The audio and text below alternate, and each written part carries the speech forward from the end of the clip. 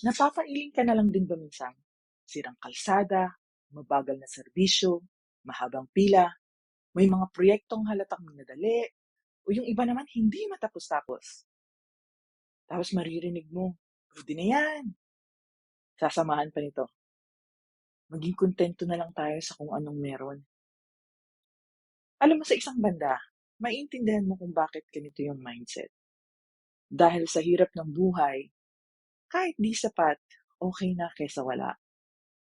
Pero, paano kung minsan itong puwede na culture, yung unti-unting nagiging dahilan para masanay tayong tumanggap ng kulang.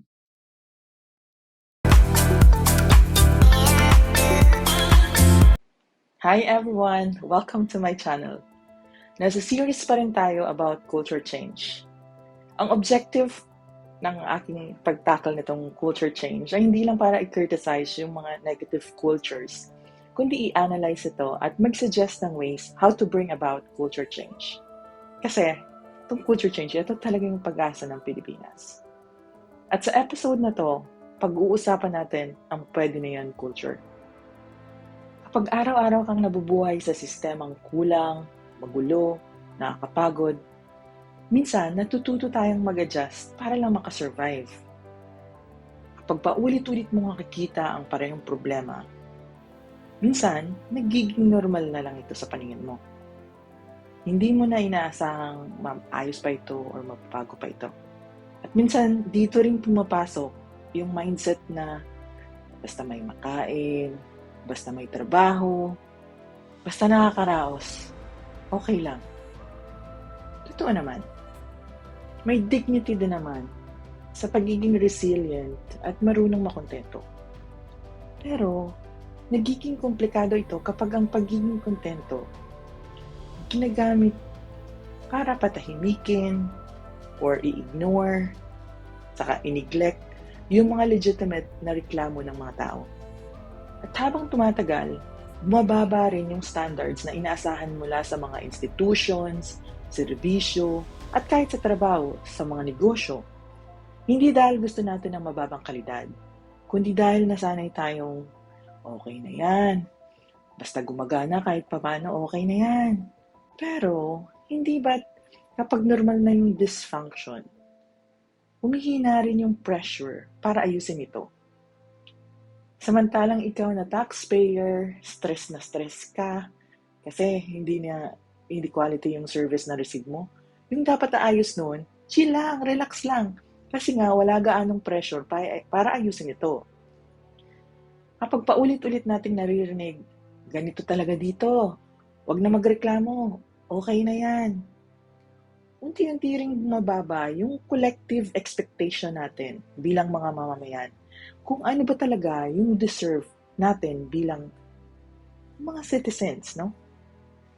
Kapag nakakakita tayo ng ibang bansang may mas maayos na systems, minsan naiisip natin, ba't sila nagawa nila?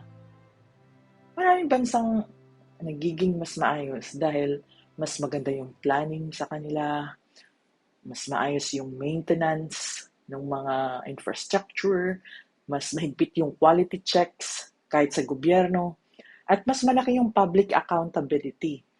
Halimbawa, sa ilang lugar, digitize na ang maraming government services at talagang gumagana. Mas kaunting pila, mas mabilis yung proseso, mas kaunting opportunity para sa mga fixer at inefficiency. Sa infrastructure naman, mas regular yung inspections at maintenance. Hindi nila hinihintay na sobrang sira na bago ayusin. At sa public transportation, mas priority nila yung efficient mass transport systems, walkable sidewalks, at organized loading areas. Alam mo, itong mga bansang to hindi perfect. Pero nakikita dito na kapag mataas yung standards ng government service at consistently efficient yung working ng mga systems, efficiently working yung systems, gumagaan yung araw-araw na buhay ng ordinaryong mamamayan.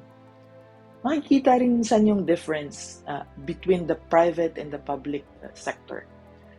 Kapag mababa yung quality ng product or service ng isang negosyo, madalas nawawalan sila ng customers. Kaya napipilitan silang mag-improve. Pero sa public sector, mas komplikado eh. Hindi madaling lumipat sa ibang kalsada or ibang train system o ibang government office. Pero hindi ibig sabihin nito na automatic na mas mabuti na yung private sector. May mga private companies din kasing abusive. Lalo na kung monopolyo o walang gaanong competitors sa kanilang serbisyo yan or sa lugar. At sa isang banda, may mga government workers din naman na sobrang dedicated at hardworking kahit kulang yung kanilang resources. Talagang kailangan lang maging nuanced din tayo sa pag-unawa ng isyong ito. Hindi kasi siya sobrang simple, no? Hindi madaling baguhin ang malalaking problema ng lipunan. Unfairness, inasisihin na lang yung ordinaryong manggagawa. Kasi mahirap gumawa ng dekalidad na trabaho kapag kulang sa oras, kulang sa suporta, mababa yung sweldo, o overloaded yung sistema kapag nasa survival mode yung tao. So madalas, yung immediate na goal ay yung, sige, makaraos muna. Survival, no? At habang nangyayari yun, unti-unti, nagiging normal na yung adjust na lang tayo. Pero, may mga bagay pa rin kayang gawin ng mamamayan. Unti-unti, kahit maliit. Minsan, nagsisimula lang ito sa hindi pagiging manhid sa mali. Sa hindi pagtanggap na normal lang ang korupsyon, pangit na serbisyo, o mababang kalidad. O turning a blind eye to something that's not right. Sa pagiging conscious also, bilang worker din, consumer, at botante. Mag-demand ng transparency. Online, nakita ko lang yung mga system ng ibang LGUs. Meron pala sila na pwede kang mag-report kapag may gusto kang ireklamo sa yung online system na to. Halimbawa, sira-sarang daan o hindi maayos na serbisyo. Tapos, a-actionan na kaagad. So, suportahan natin yung mga maayos magtrabaho. Tularan at i-promote natin yung mga sistemang nakikita nating maayos ang quality. At matutong magtanong, makilahok sa usapan tungkol sa komunidad. Merong mga different platforms, no? Sa simpleng paraan sa atin din na pang-araw-araw, mapapublic or private sector man tayo or self-employed, subukan natin gumawa rin ng dekalidad na trabaho. Kahit walang nakakita. Ang sarap kaya sa pakiramdam kapag ikaw mismo, satisfied ka na na-meet mo yung good quality na hinahanap mo sa isang trabaho. May pag-asa pa ang Pilipinas. Sa totoo lang, araw-araw, may mga Pilipinong maayos magtrabaho, tumutulong sa kapwa, pilit gumagawa ng tama, kahit mahirap. May mga komunidad na nagtutulungan, may mga workers na sobra ang effort kahit kulang ang support. May ordinaryong taong tumatang maging hid. Unti-unti nating baguhin itong pwede na culture. Itanong natin, ano ang mga bagay na unti-unti nating tinatanggap na normal kahit hindi naman dapat? Hindi naman masamang maging grateful sa kung anong meron tayo.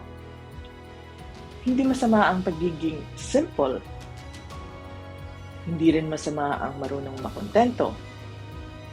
Pero, iba yung gratitude sa pagtanggap na okay lang ang sistema hindi dignified para sa tao.